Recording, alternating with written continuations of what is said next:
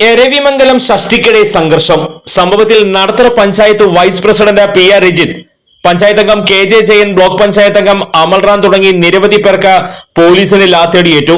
വഴിവെച്ചത് പോലീസിന്റെ അനാവശ്യ ഇടപെടലും പരിചയക്കുറവും മൂലമെന്ന കാവടി സംഘം ഭാരവാഹികൾ ആരോപിച്ചു. രജിത്തിന് തലയ്ക്കാണ് അടിയേറ്റത്. ഒരു പോലീസുകാരന്റെ ചുണ്ടിന് പരിക്കുണ്ട്.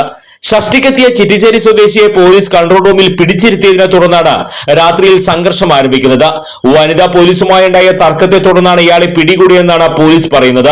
ഇയാളെ പോലീസ് മർദ്ദിക്കുന്നത് പുറത്തുനിന്നവർ മൊബൈലിൽ പകർത്തി. ഇത് പോലീസ് തടയാൻ ശ്രമിച്ചതും പ്രശ്നത്തിനിടയാക്കി.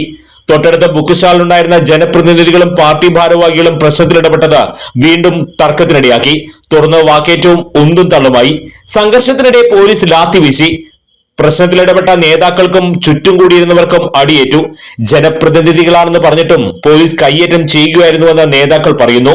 ഒല്ലൂർ പോലീസ് SHO സ്ഥലത്തില്ലാത്തതും ചുമതലയിലുണ്ടായിരുന്ന ഉദ്യോഗസ്ഥർക്ക് ചടങ്ങുകളും ഭാരവാഹികളെയും പരിചയമില്ലാത്തതും പ്രശ്നങ്ങൾ രൂക്ഷമാക്കി.